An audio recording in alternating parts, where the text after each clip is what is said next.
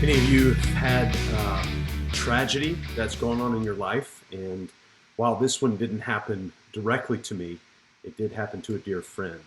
And it's where my friend's cancer really made me confront chaos. I received a quote recently that really bothered me and really stuck out to me, in part because who I love in music. And the quote was, "Slow dancing with chaos." And it immediately made me recall the famed John Mayer title, "Slow Dancing in a Burning Room." Christmas Eve, my family and I were driving through a small pass-through town on the way to have a quick glimpse at the university that my son just committed to attending and running for. I answered the phone. "Hey man, just wanted you to know before word got out, I've got stage 3 melanoma."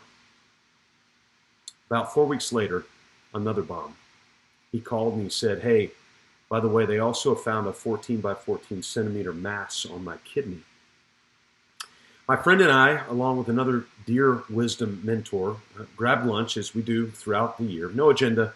We typically just check in with each other and then meander through the back roads of our experiences while laboring intently to take in new views along the way, while staring out a windshield of wisdom, of foundational books and Proverbs and the things that we've been trying to look at. If it sounds geeky, well, your perception would not be misaligned.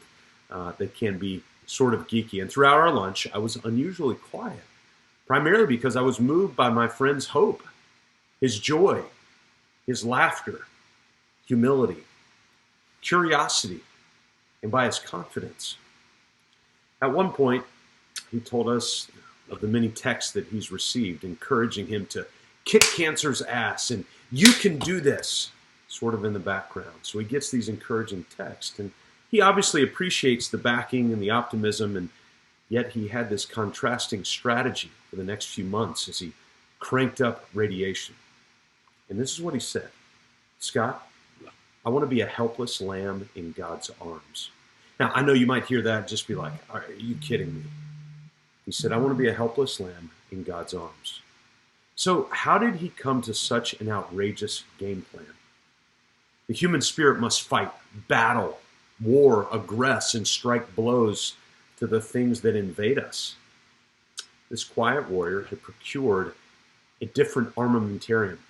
His stockpile was one of quiet, thought, slowness, patience, stillness, sharp perception.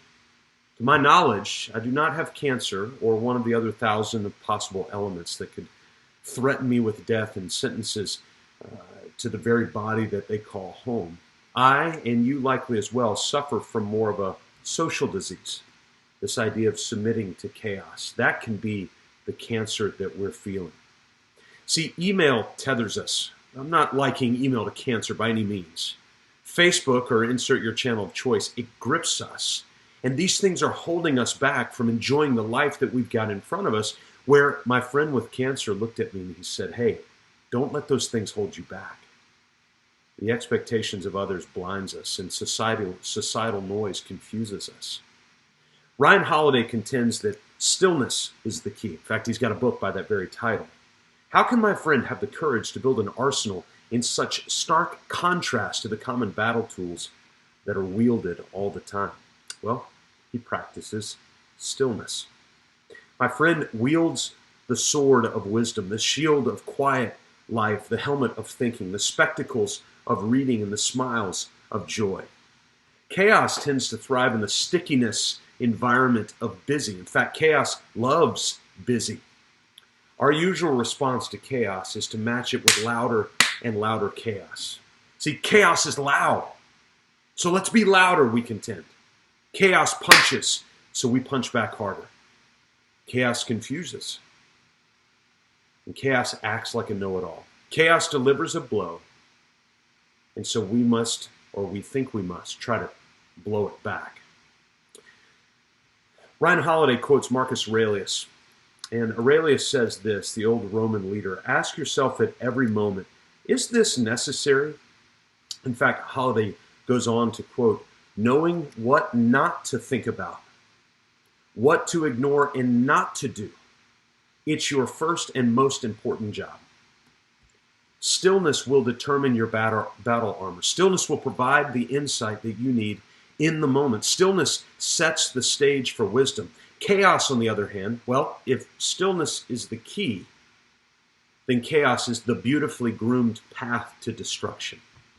I will not offer a typical stepwise approach to stillness, for I need stillness in order to see it for myself. So maybe this wisdom statement will help. Be still. Literally, drop your hands. Step back. And then right after it, be still and know. I'll invite you to fill in the blank. Hey, if you need our help because you're in chaos in your business, make sure to go check us out at businessonpurpose.com. And you can go to businessonpurpose.com/vision. You can go to mybusinessonpurpose.com/free. We've got a load of resources on our website, mybusinessonpurpose.com, where we can help you stop putting out fires, discover purpose, and build a business that matters.